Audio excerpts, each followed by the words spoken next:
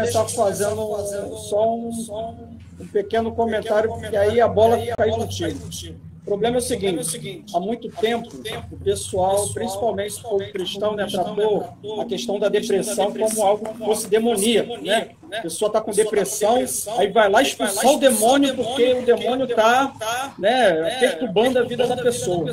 E há pouco tempo a gente começou a ter um entendimento que não é só questão demoníaca, é a questão também psicológica. E poucas pessoas têm tratado. Ou melhor, disso na com maior parte das vezes é uma questão psicológica, depois demoníaca. Fala aí de novo, que agora...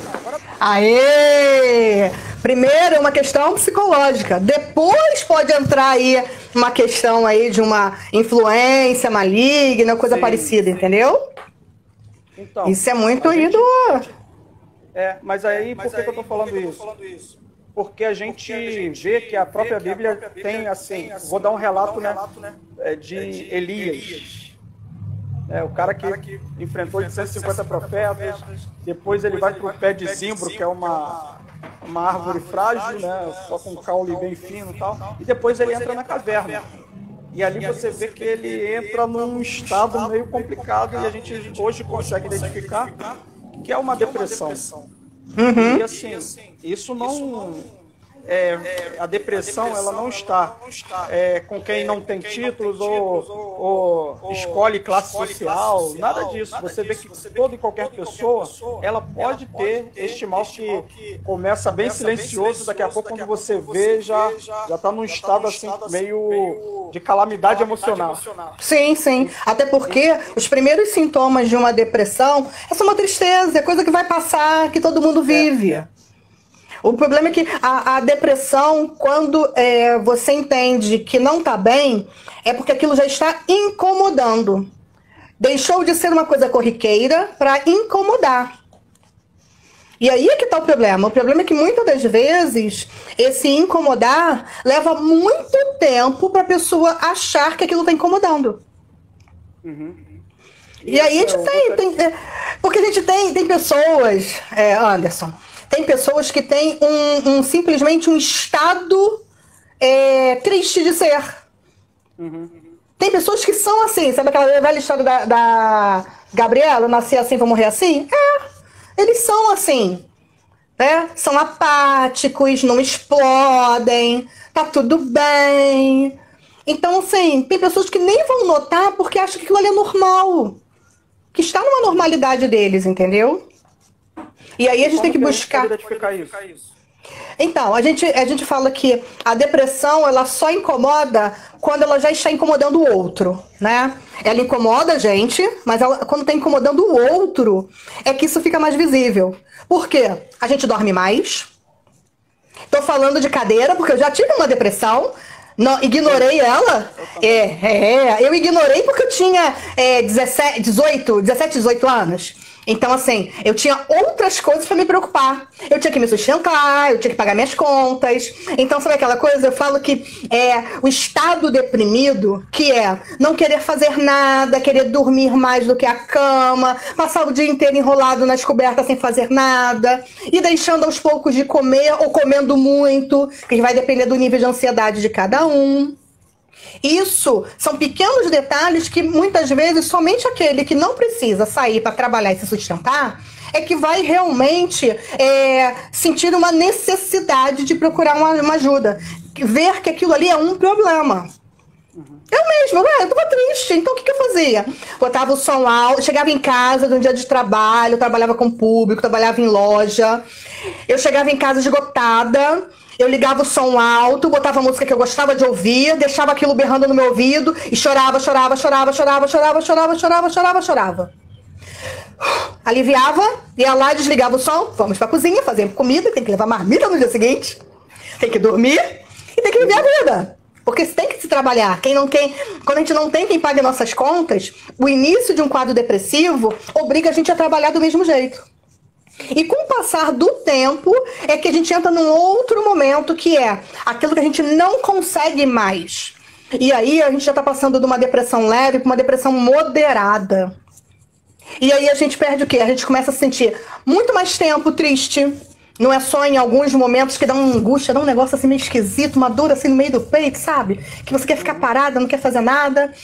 Você começa a ter perda de interesse de fazer coisas que eram prazerosas, que eram boas. Por exemplo, estar com amigos, tomar um sorvete, ir ao cinema. Você começa a diminuir.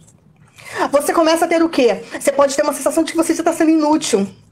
Ai, eu tô fazendo isso, mas para que serve isso? Então você começa a ser o quê? Uma pessoa inútil. Você começa a se culpar por as coisas não darem certo. Então você acha que a culpa realmente é só sua, daquele estado. Você começa a ter um cansaço muito grande. As pessoas acham que o deprimido dorme porque ele simplesmente quer se esconder do mundo. Também. Mas ele tem um cansaço muito grande. A mente dele está tão rodando em círculos que ele tem um cansaço muito grande. E aí esse cansaço faz com que ele fique o quê? Mais tempo na cama. E aí, assim, a gente tem os dois lados, né? Tem aquele cansaço, e aí quando você deveria estar dormindo, o que acontece? Você tem uma insônia. Não consegue dormir porque a mente não para, a cabeça não para. E você não sabe por quê. Você tá com sono, você tá cansado, e você não consegue mais fazer aquilo que é dormir. Aquilo que você sabe fazer bem. Isso também pode ser decorrente da ansiedade? Pode. Tem alguns quadros de ansiedade que vai dar insônia, principalmente. A sonolência, não tanto. A gente não tem tantos casos de pessoas que têm uma ansiedade muito alta, que seja patológico, né, que já é um transtorno de ansiedade, que tenha o excesso de sono. Mas ficar insônico, não conseguir dormir, ficar a noite toda acordado, dormir um pouquinho e ir embora, continuar as atividades do dia, sim, acontece, tá? A pessoa deprimida começa a fazer as coisas mais lentamente, porque ela não tem disposição, ela não tem prazer naquilo, então ela começa o quê? A ter as coisas com mais lentidão na sua vida. Ela tem uma dificuldade de se concentrar nas coisas, porque nada chama atenção. Se ela pega um livro para ler, ela não consegue se concentrar no conteúdo. Se ela está vendo um episódio de televisão que exige ela entender o que está se passando, ela não consegue se focar. Então ela vai tendo perdas ao longo dessa depressão. Porque a depressão, a gente tem 3 estágios, né? A gente tem o leve, onde você não para as suas atividades normais, onde você consegue trabalhar, você tá triste, não quer sair de casa no final de semana, não quer sair de casa à noite, alguém chama você, não, deixa pra lá, né? Ai, eu tô muito atarefada, dá umas desculpinhas, mas consegue fazer as suas coisas normais. Lavar, como é que se diz? Eu falo que as coisas básicas, né? Tomar banho, escovar os dentes, pentear cabelo, comer, dormir.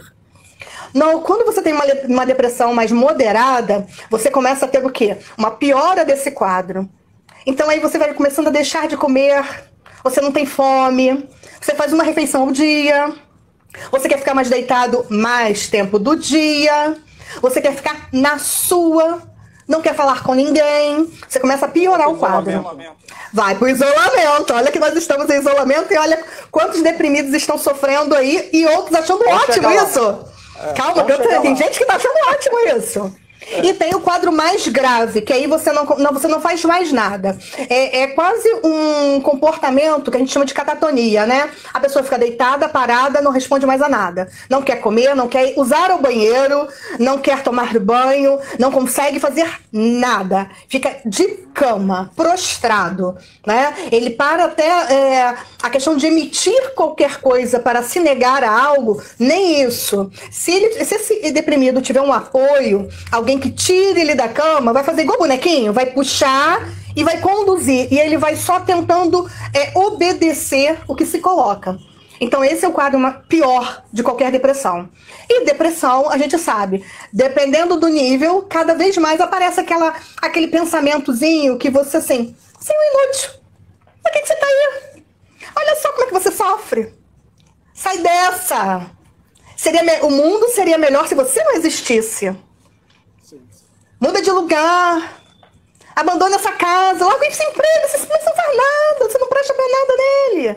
E aí começa a ver as ideias suicidas começam a aparecer. E aí, às vezes, esse deprimido até tem um comportamento de pedido de ajuda. Mas ele não é claro. Por exemplo, nós estamos no mesmo ambiente com 20 pessoas. E nós vamos nos sentar nas mesas que estão espalhadas num determinado salão. Eu que tô muito mal, tô deprimida, eu viro pra você e falo assim, você senta comigo na mesa? E aí você não percebe que aquilo é uma necessidade que eu tô tendo ali de ter você perto de mim. Que eu tô confiando a você um estar ali e eu me manter nesse comportamento assim de estar no social se você estiver do meu lado. E aí o que você responde pra mim? Não, já falei com o pessoal ali, eu vou sentar naquela mesa ali, depois eu sento aqui um pouquinho com você. Isso pode ter sido simplesmente assim, você me negou o meu último recurso. Tá vendo? Eu não presto pra nada. Ninguém quer ficar ao meu lado. Ninguém quer ficar comigo. E daí vai piorando o quadro. E aí nós temos, sim, as ideias de suicídio numa depressão não são ideias suicidas para chamar a atenção. Eu vou me suicidar! Lembra do Didi Mocó? Ah! Né? Pois é. Não. Esse suicida, ele faz as coisas quieto, no silêncio. Ele planeja e cumpre. Por isso que algumas pessoas assim são pegas tentando pular de alguns lugares ou tentando se jogar de alguns lugares, porque alguém percebeu e tira. Ou então porque ele levou mais tempo, porque bateu uma dúvida. Como é que os outros vão ficar se eu for? Ou uma pequena covardia, que às vezes aparece um fiozinho de covardia lá no fundo, naquele último segundo, sabe? Que aparece assim e vem trazendo. Não faz isso. Você não tem coragem para fazer isso. E é aquela relutância que faz, às vezes, você salvar um deprimido da sua tentativa se tornar um ato real e conclusivo. Agora, uma coisa que eu quero perguntar a você. Vamos para o isolamento. Nós estamos agora nessa fase aí, só Jesus. O pessoal do Facebook e do Instagram está perguntando todo mundo, o que você vai fazer depois do isolamento? Eu quero sair sem máscara. Só isso, mais nada. Mais nada. Eu quero abraçar as pessoas, beijar e abraçar meus pacientes. Porque isso é uma tortura para mim. Tortura. Mas aí, e agora? O isolamento ele está propiciando um local ideal para aquela pessoa que está com depressão. É mais fácil alguns casos, sim. É mais fácil a gente notar agora como que a gente pode lidar com isso. Aí é que está. A questão de isolamento, se essa pessoa for uma pessoa que já costuma ficar em casa quieta no canto e fornada no quarto, essa família não vai notar que está piorando. Por quê?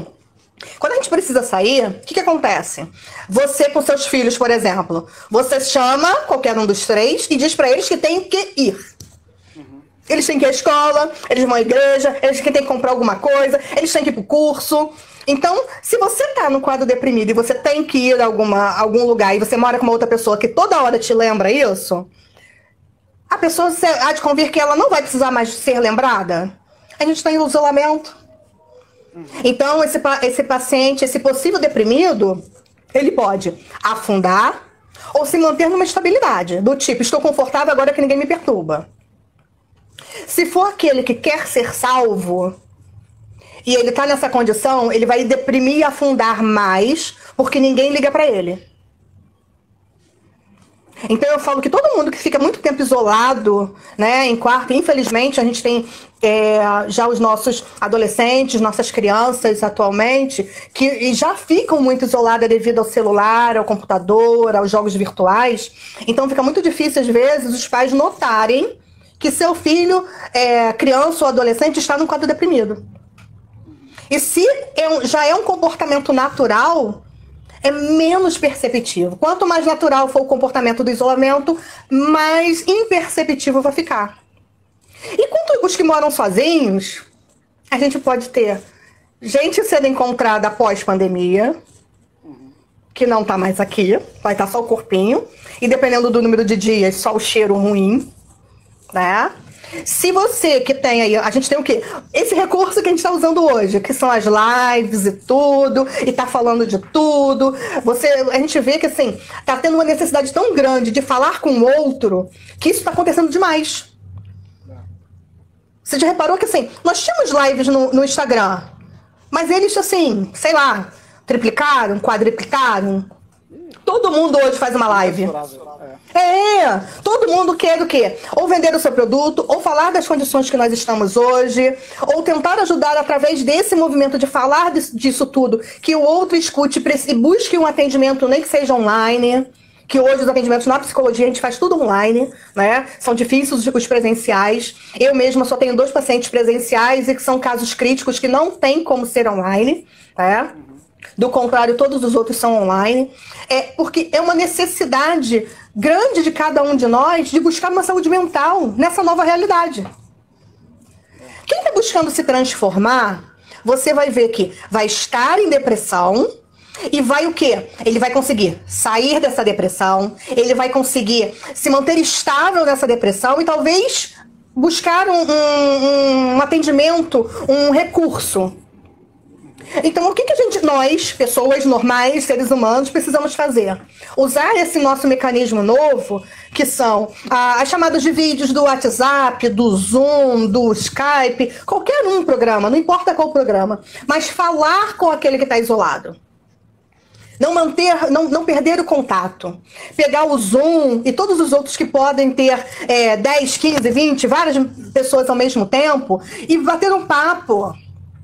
Eu tive amigos que, assim, fez o aniversário era de todo mundo fez um bolinho na sua casa, mini bolo, cada um com o que tinha em casa, fez o bolo, fizeram o aniversário online.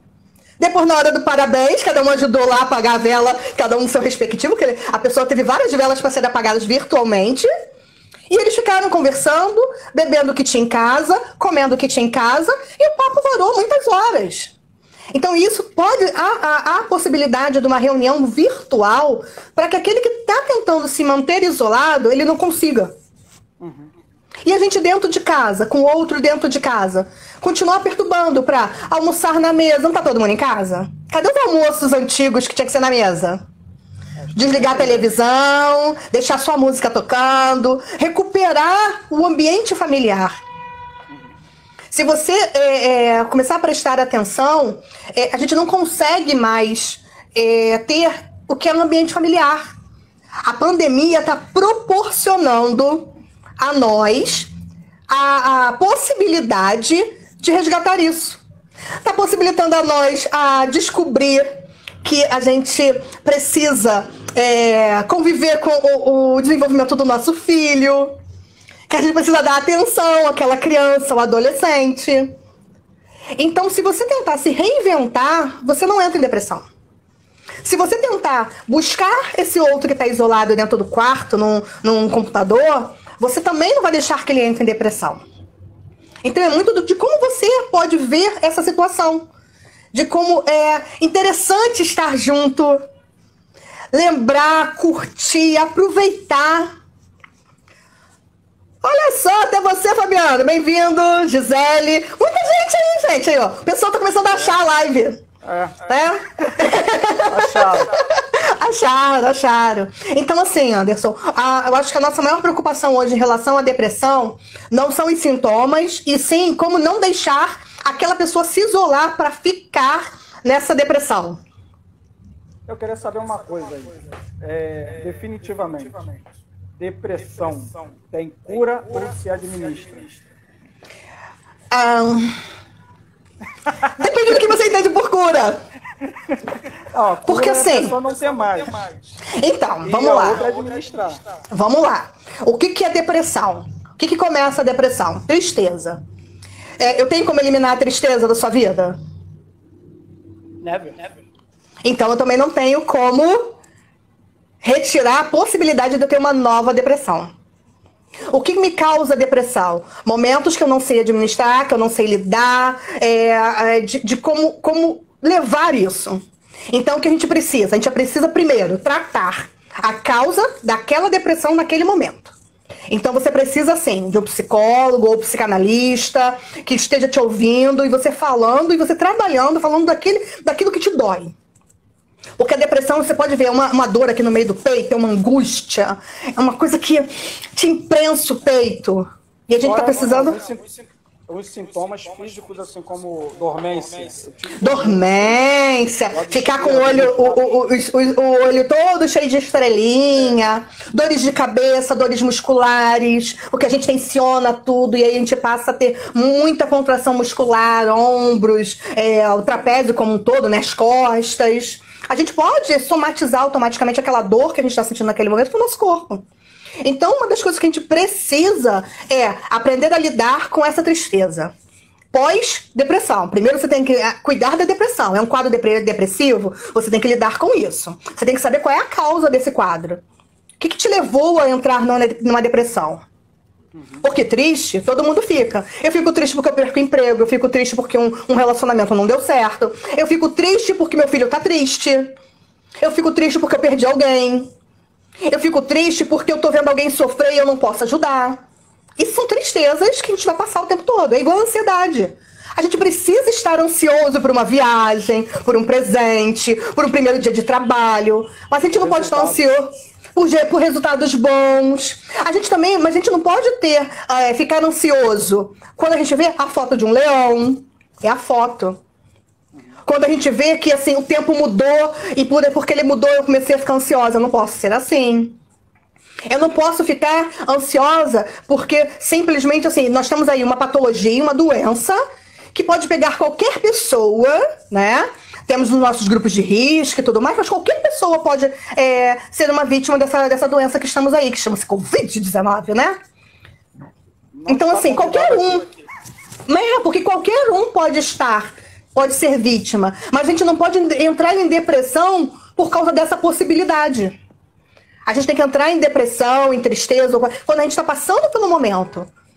E tem que ter alguém do lado dizendo assim, não, a gente vai esperar, vamos lá, vamos junto.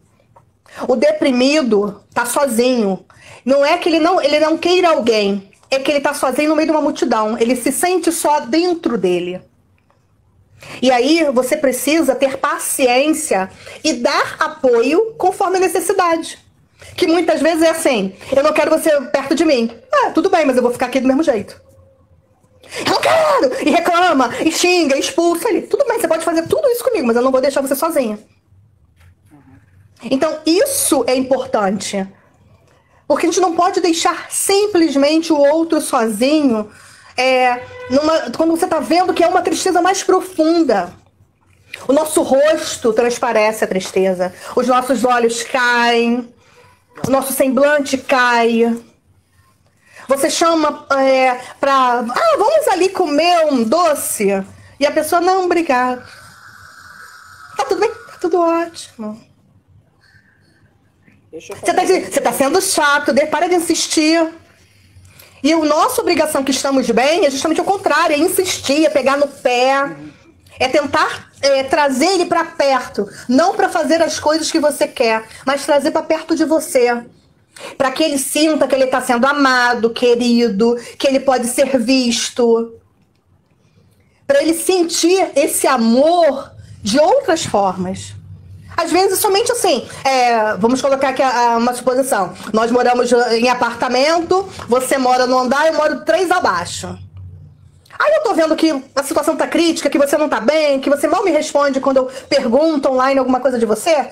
Eu sei o que você gosta e o que eu faço. Eu faço uma coisa gostosa e subo. Vim pra dividir. Tá, obrigado. Não deixo você receber e fechar a porta. Falei, eu fiz pra nós comermos.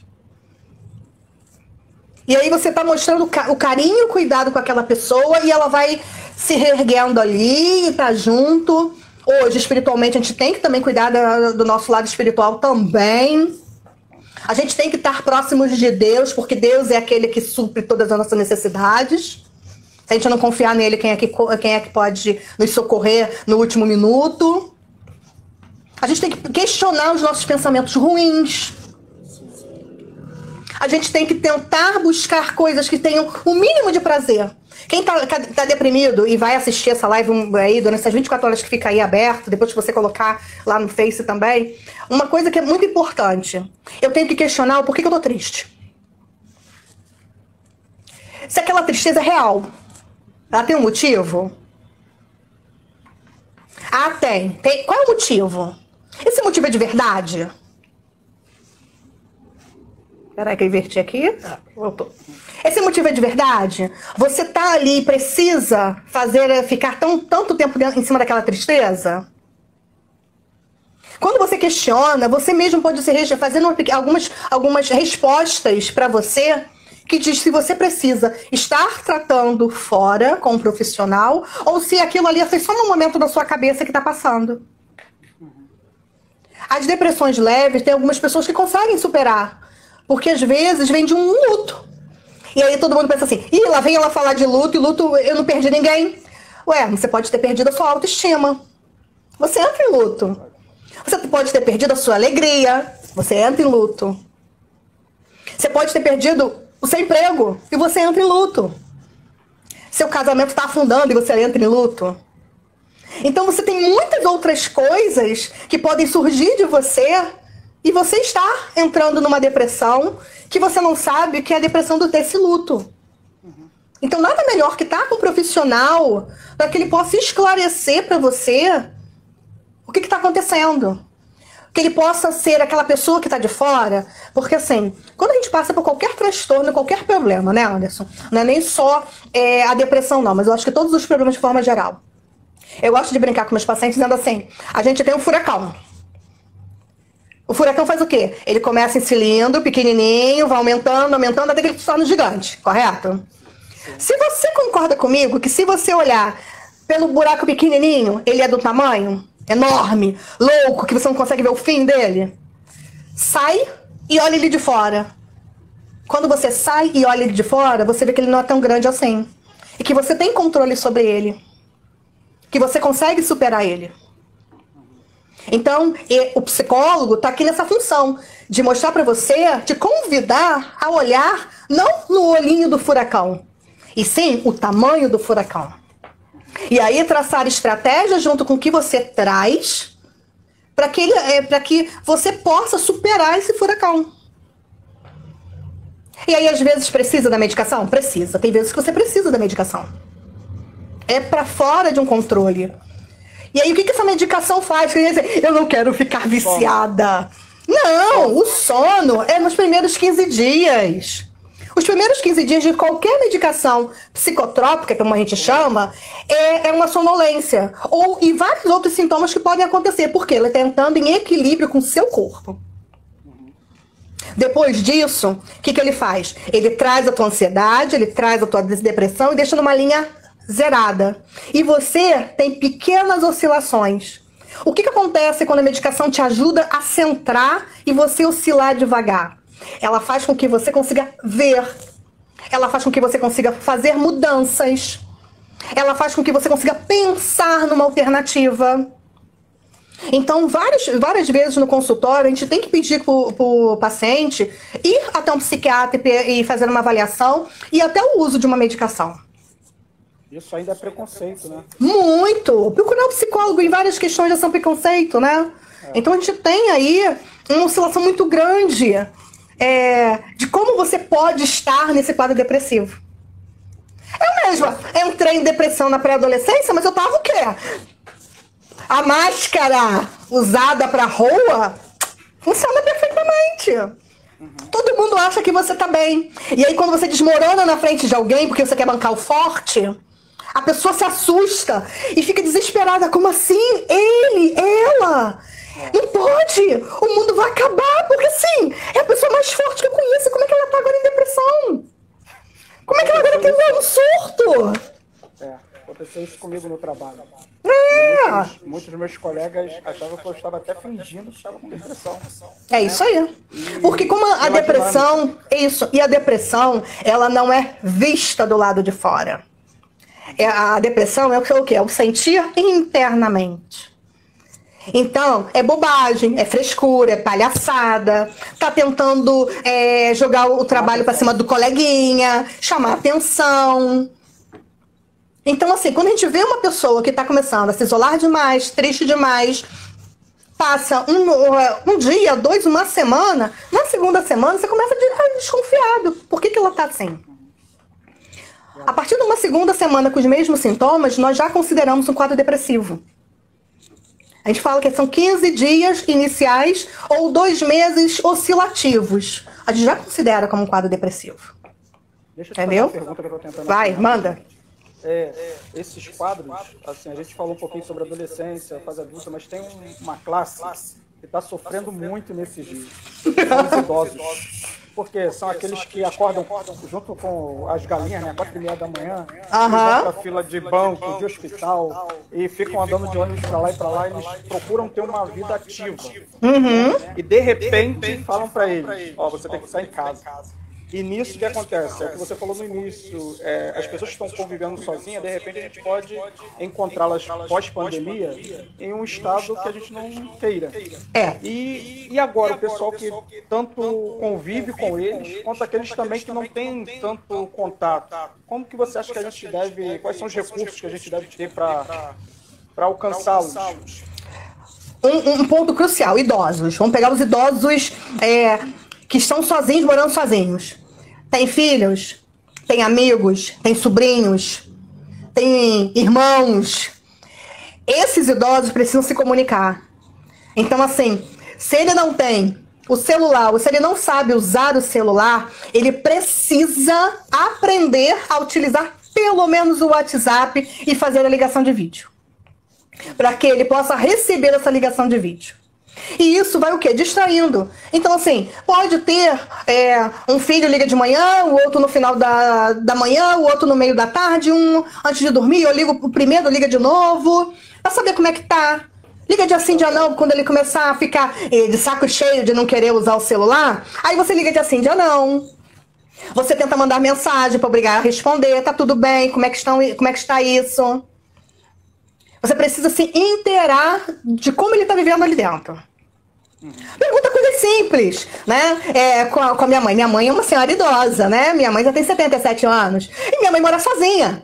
E esse isolamento está cruelmente castigando ela. E ela mora em outra cidade, longe da gente. Então, a Isabel, que é a minha mais velha, né? Adora fazer chamada de vídeo. Mas ela pergunta, por que tá escuro? Cadê a rua? Então, minha mãe é obrigada a circular dentro de casa, ir para a janela, mudar de posição, porque elas ficam questionando. Então, assim, se tem criança é a coisa mais inusitada das solicitações. Ela começa a perguntar, cadê tio fulano, cadê tia fulana? Só que minha mãe tá isolada. Mas ela não quer saber, porque, assim, para criança, muito pequena, principalmente, ela não tem um entendimento de por que a vovó tá lá e ela diz que tá sozinha. Né? Então, assim, pergunta o que ela fez. Aí minha mãe tinha comentado que tinha feito sorvete e eu tava lendo, né? Que ela tava sorvete, acabei lendo alto. E aí, mal entrou, o que ela pergunta pra vovó? Vovó fez sorvete? Vovó, dá sorvete, vovó. Então isso fez com que minha mãe risse, achasse graça. Quem foi que te contou que eu fiz sorvete? E aí, assim, criança. Então, se a gente tem as crianças, é ótimo remédio. Porque elas são mais inocentes. Elas não entendem por que elas estão presas dentro de um apartamento, dentro de uma casa. Mas quando você faz isso, né, permite que ela faça o vídeo, que ela veja o outro. Eu preciso olhar no olho do outro, mesmo que seja virtual. Isso aí, você já tem de 10-0 para poder salvar uma vida idosa do isolamento.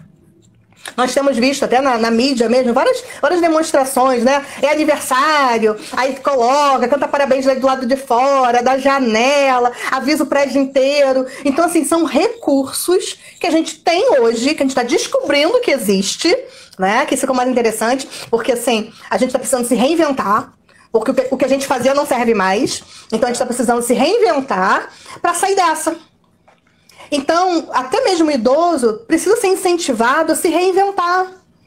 E se ele precisa de algum material em casa para se reinventar, por exemplo, vovó fazia crochê e abandonou. Incentiva. Pega o embrulho, faz uma coisa isolada, né, sem ter nada infectado, vai lá e deixa para esse idoso para poder ter o que fazer em casa. Ainda pedir coisas para ser feita. Pede uma blusa, pede um joguinho de mesa, porque eles vão se preocupar tanto em entregar aquilo para você, que eles vão ter algo a fazer e vão se sentir úteis. Que é uma das maiores preocupações nossas, é que os nossos idosos que estão isolados se sintam úteis. Então, se ele tá aí, você mora com seu idoso, né, com sua mãe, com seu pai, deixa ele fazer o que ele quer. Ele quer ir pra cozinha? Deixa eu fazer pra cozinha. Ah, ele cismou? Eu vou engordar, ela só faz doce. Então, deixa ela fazer o doce, coma menos de você. Faz uma dieta do restante. Em vez de tirar uma colherada grande, tira só uma provinha. Diz que vai comer depois. Ou então pensa em fazer a dieta e o exercício depois. Exercício e dieta só depois da pandemia. Mas tem outros recursos aí que a gente pode fazer dentro de casa, alguns exercícios. Nós temos várias pessoas aí online tentando ajudar todo mundo, fazendo, né? Eu falo, eu brinco que assim, eu nunca vi tanta gente tentando se exercitar em tão pouco tempo.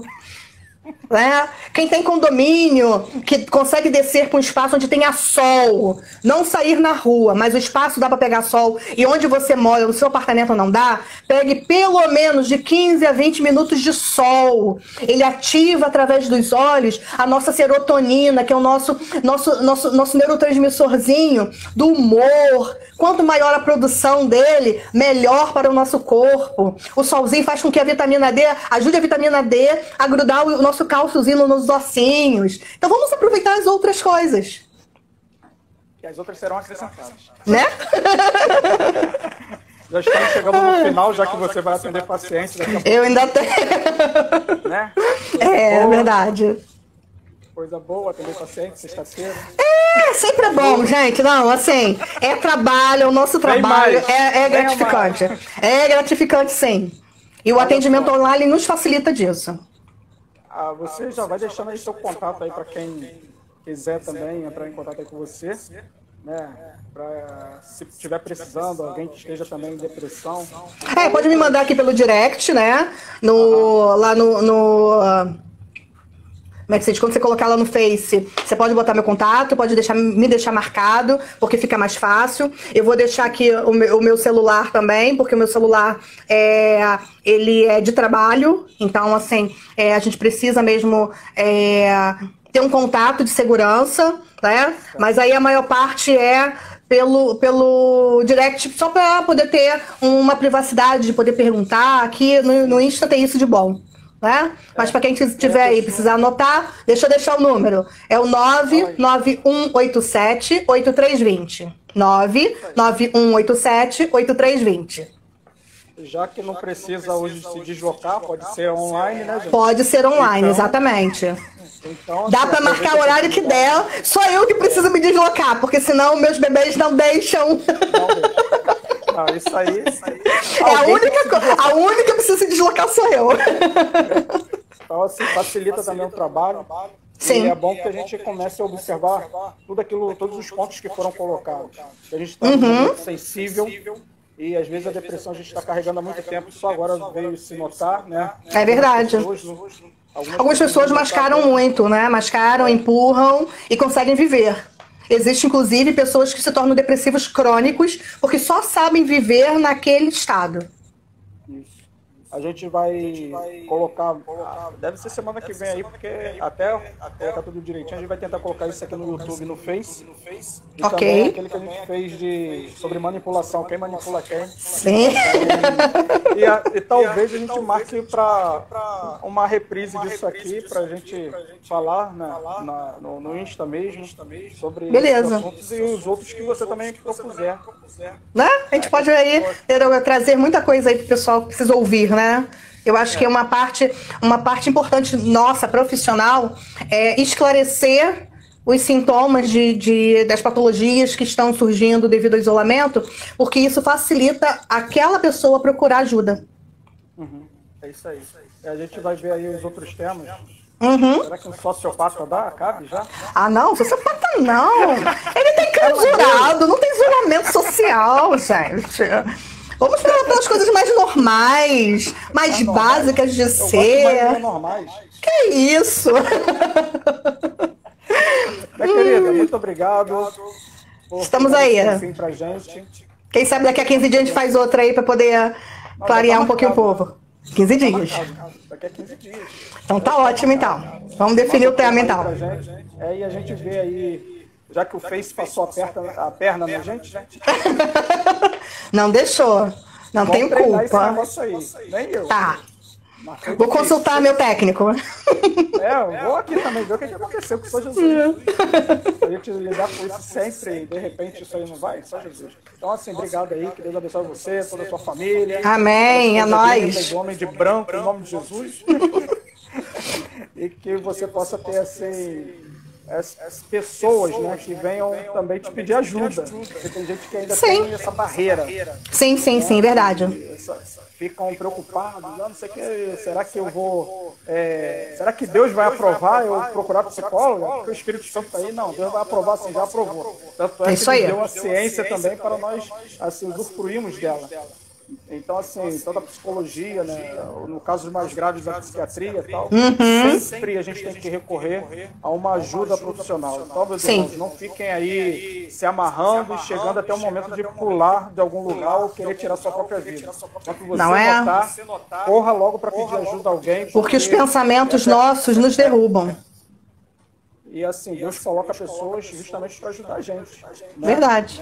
A Bíblia diz lá, confessai as vossas culpas uns aos outros. Ou seja, fale, verbalize. Falar, isso aí, falar. A pessoa competente, a pessoa que está preparada para te ouvir. Porque se você também for falar para quem não está preparado, vira fofoca. Né? Fala profissional. Procure o profissional, fale com ele e com certeza Deus vai te abençoar. Então, muito obrigado. Que Deus te abençoe aí. Amém. Para terminar, minha querida? Não, era você. Eu sou de convidada hoje. Isso é coisa de crente. Eu sou convidada. Tá bom. Vamos orar então. Pai querido, muito obrigado por esse momento que nós tivemos aqui, ó, Pai amado, conversando sobre este tema. E através dessa conversa, que eu possa também alcançar pessoas, que haja assim um encontro, Pai amado, real contigo, que o Senhor possa despertar essas pessoas também para pedirem ajuda, Senhor. Deus bendito, muito obrigado por esse momento, que o Senhor possa abençoar a casa da Nelly, toda a sua família, que o Senhor possa derramar ricas bênçãos sobre a vida dela, Pai amado, na área profissional, com as suas filhas, seu marido, Pai amado, em nome de Jesus. Nós pedimos e te agradecemos, ó Pai, de todo o nosso coração. Amém. Amém. Então, até a próxima. Tchau. Beijo. Tchau. Tchau, gente. Obrigado aí, vocês que ficaram aí até o final. Que Deus abençoe aí vocês, em nome de Jesus.